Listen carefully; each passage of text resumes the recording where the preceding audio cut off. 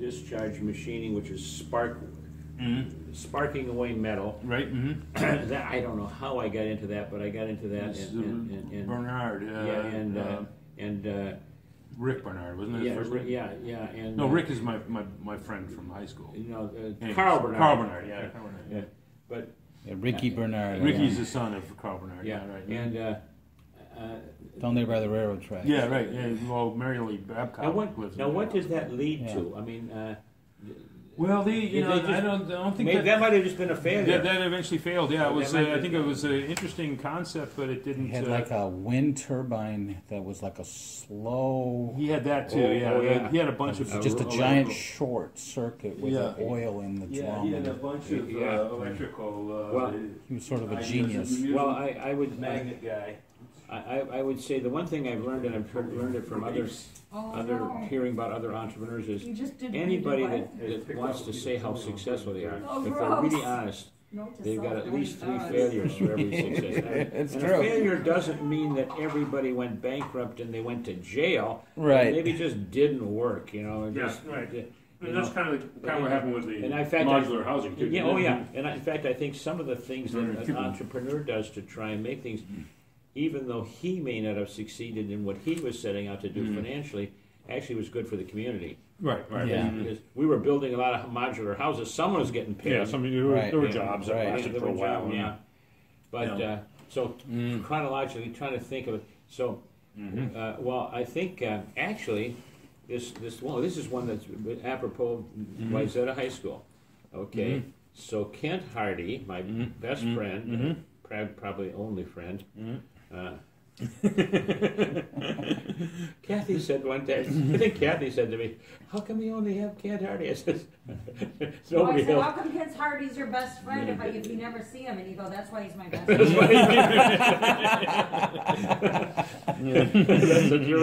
It's like you want to improve your marriage, get a bigger house. Yeah, right. Yeah, that was so funny. Separate wings. So little skyway between her. Kent called me and said, "Well, John, I want you to meet with John Paulson." Is it John? I think it was John. Yeah. The music teacher at Wayzata High School. This is the early games story, right? Yeah. Okay. So I go.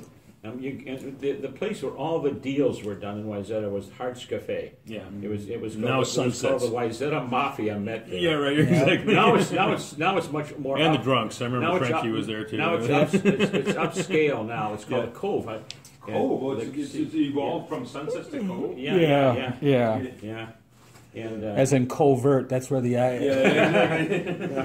Anyway, but so I'm in Hart's Cafe, and in comes this sort of short, scruffy looking guy. Yeah, long hair, beard. I remember him carrying a baggie, a Ziploc baggie, and in the Ziploc baggie is his idea of early games for young children. Now, bear in mind, this was way back when computers were still just barely getting started.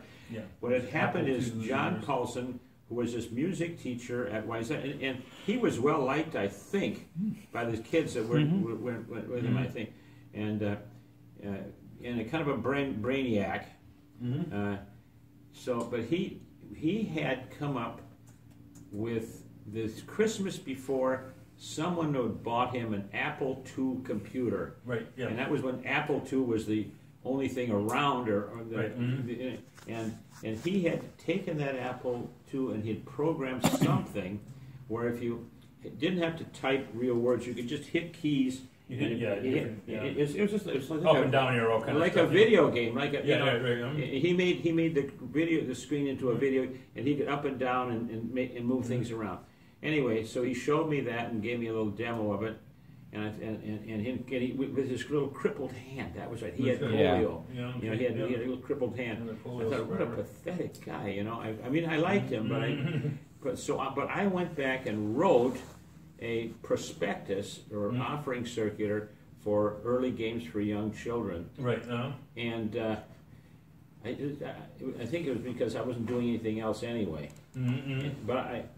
And I proposed it to him, and I made it so that he would have, like, if this thing took off, he had 20% of the stock, and the rest of the people would have 80%. And I'd had enough success in those days. I could call about 20 people and you know, get at least $20,000 from each of them. And then we did a little sort of semi-public offering and let another 500 people come in for a couple 300 shares. Anyway, make a long story short, we did it, and it actually it came at I don't know, we did $1 a share or something. But that stock was up in the $15-20 level, and it was bought out. Yeah, right. I remember you were, and that's where Chris Preuss got the start of his career. He got selling. But he worked for us, and then he got acquired by the company that acquired the company, and then he really amounted to something. Yeah, no, he's made he's had some. Recently, he's had some. You know, now he works for Roku. Oh, that's good. Which is a fairly big deal. But he's his own business, his Redline Marketing. He had bad partners. Well, I've heard a lot of people when push came to shove, they all tried to steal money from each other. I think I think I've been so lucky because I had good partners. Now, I'm not so sure that I've always been the best partner to have. What would make you think that? I'm not sure the people that I'm selling are good. I would say the same thing about me. Well, no, that was one thing I got. I got dressed down by Dick Jackson. Oh Dick, Warwick. Okay, we almost forgot about Warwick, didn't we? Oh yeah, we can't forget about. But Dick Jackson, at one point, he said to me, you you really don't do a goddamn thing. You just talk about it, and he was right. he was right. If I ever write a book, if I ever write a book, I'm gonna quote him because he would, even though I was probably not a good partner to him. That Wall Week wouldn't have been anything if it hadn't been for Dick Jackson. Yeah. Well, it's your invention. You came up with it. Yeah. No. He could, in 100 years, he wouldn't probably come up with the same idea. Mm-hmm. But the point is that some people are good at ideas, and some people are good at execution, and some people are good at peripheral things. And sport and when I started out, I thought, oh boy, I'm a stockbroker. Well, all we have to have is money. If I give Tom $1 million, and it's going to work, and then I can go raise $1 million for somebody else. No, I remember Jack Robinson saying that in the brokerage. He said, I raised all this money for Sheldon. He said, but it's no problem raising the money and getting the stock to go up and having even things.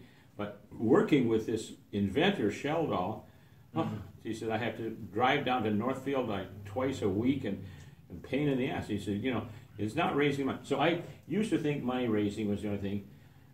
Now I'm thinking marketing is the only thing. Not the only thing, but the top thing. Yeah.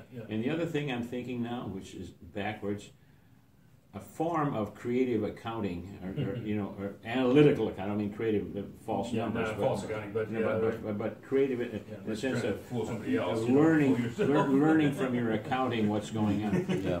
And then I'd say, then after that, other things there. But to come back to where were we? Okay, companies. Yeah, we've got we mentioned. Warwick. We haven't done Warwick. Yeah, we just mentioned Warwick. That came. Okay, so if we're sort of chronologically speaking, we got to early games, but especially cassettes came. In that same, almost overlapping with early games. Yeah. Well, especially cassettes was way back when video. Video on tape. Yeah, the VHS tapes had just been invented. Just been coming out. Yeah, we still